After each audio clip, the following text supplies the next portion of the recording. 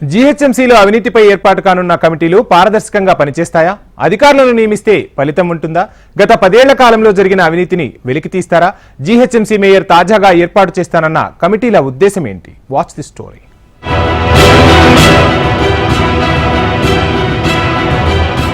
చాలా రోజుల తర్వాత జీహెచ్ఎంసీ కౌన్సిల్ సమావేశాలు వాడివేడిగా జరిగాయి. ముఖ్యంగా గత 10 ఏళ్ల కాలంలో జరిగిన అవినీతిపై చర్చ జరిగింది.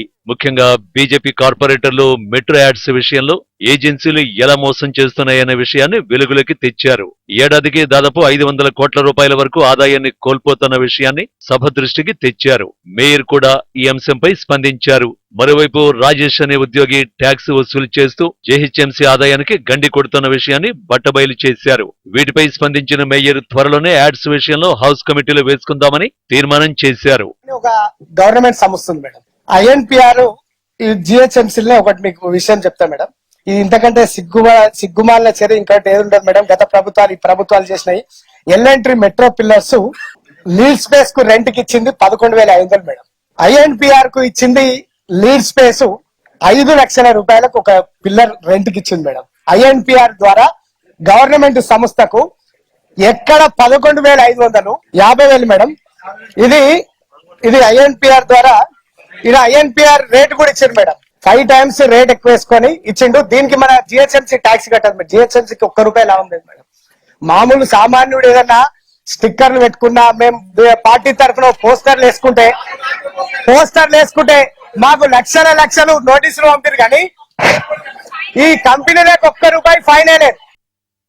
మరోవైపు జీహెచ్ఎంసీలో స్వీపింగ్ మెషిన్ల వ్యవహారం ప్రకంపనలు సృష్టిస్తోంది. కాంట్రాక్టర్లకు 1700 కోట్ల రూపాయలు చెల్లించిన సాధారణ పరిస్థితి ఉందని, ఎక్కడా ఆ మెషిన్లు కనిపించడం లేదని వారి వాదనను వినిపించారు.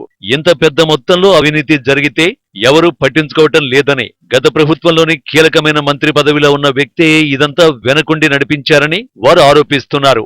ఈ విషయంలో జరిగిన వాస్తవాలు వెలుగులోకి తీసుకురావాలని బీజేపీ, కాంగ్రెస్ కార్పొరేటర్లు పట్టుబట్టారు. ఈ విషయంపై బీజేపీ కార్పొరేటర్లు మాట్లాడుతున్నప్పుడు బీఆర్ఎస్ నేతలు మద్దతు ఇవ్వడం గమనార్హం. మరోవైపు రాంకీకి 25 ఏళ్ల లీజు విషయంతో పాటు వారిపై వస్తున్న ఫిర్యాదులను కూడా మేయర్ దృష్టికి తెచ్చారు. వీటిపై కూడా కమిటీ వేద్దామని మేయర్ హామీ ఇచ్చారు. కమిషనర్ అధ్యక్షతన ఈ కమిటీలు వేయనున్నట్టు సమాచారం. ట్యాక్సుల వసూళ్ల వ్యవహారంలో కూడా కమిటీని ఏర్పాటు చేయనున్నారు. అయితే కమిటీలలో ఎవరెవరు ఉంటారనే దానిపై ఎక్కడా స్పష్టత లేదు. కమిటీలో జోనల్ కమిషనర్ స్థాయి వ్యక్తుల్ని నియమిస్తే వారు విచారణను తూతుమంత్రంగా ముగించే అవకాశాలు ఉన్నాయనేది కార్పొరేటర్ల వాదన.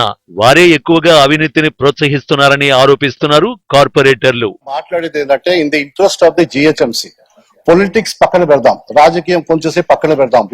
వాళ్ళ పొరపాటే, మనం ఎక్కడో పొరపాటు దాన్ని సర్దించుకోవాలి. ఎక్కడైనా కూడా మనం చేసింది కాబట్టి ఈ విధంగా వాళ్ళంతా కూడా ఈ 2 కంపెనీస్ మాత్రం మోనోపలీగా చేస్తా ఉన్నారు. ఈ 68 69 జియో ఏదో తీసుకొచ్చినారో కేవలం వాళ్ళ లాభం కోసమే జియో తీసుకొని వచ్చినారు. 15 feet హైట్స్ కానీ టెండర్స్ లో కూడా you will be surprise to tell you tenders madam. దీంట్లో ఎవరైతే బిట్టింగ్స్ ఉన్నాయో ఫస్ట్ అయితే ఎవరికి రాకుండా వాళ్ళు ఒక ప్లాన్ చేస్తారు. ఎలిజిబిలిటీ క్రైటీరియా ఇద్దరికే వస్తుంది, వేరే వాళ్ళకి ఎవరికి ఎలిజిబిలిటీ క్రైటీరియా రాదు. అంటే this is all planned, pre planned, అంత రాకుండా చేస్తా ఉన్నారు. మరి అదే విధంగా విత్ గ్రేట్ డిఫికల్టీస్ ఇంకెవరైనా కంపెనీస్ టెండర్స్ వేస్తే హయ్యర్ బిట్ ఇచ్చినా కూడా, సపోజ్ ఒక కంపెనీ ₹10 నేను జిహెచ్ఎంసీకి కడతానంటే ఈ ఇద్దరు కంపెనీ ఏమన్నారంటే మేము ₹5 కడతాం జిహెచ్ఎంసీకి అన్నారు. ₹10 కట్టేటోనికి ఇవ్వకుండా ₹5 కడతామనేటోనికి టెండర్స్ ఇచ్చినారు. కమిటీలను వీలైనంత త్వరగా వేయాలని, వేసిన అధికారుల్ని అందులో ఉంచొద్దని, అలా లేని పక్షంలో పోరాడుతామంటున్నారు కార్పొరేటర్లు.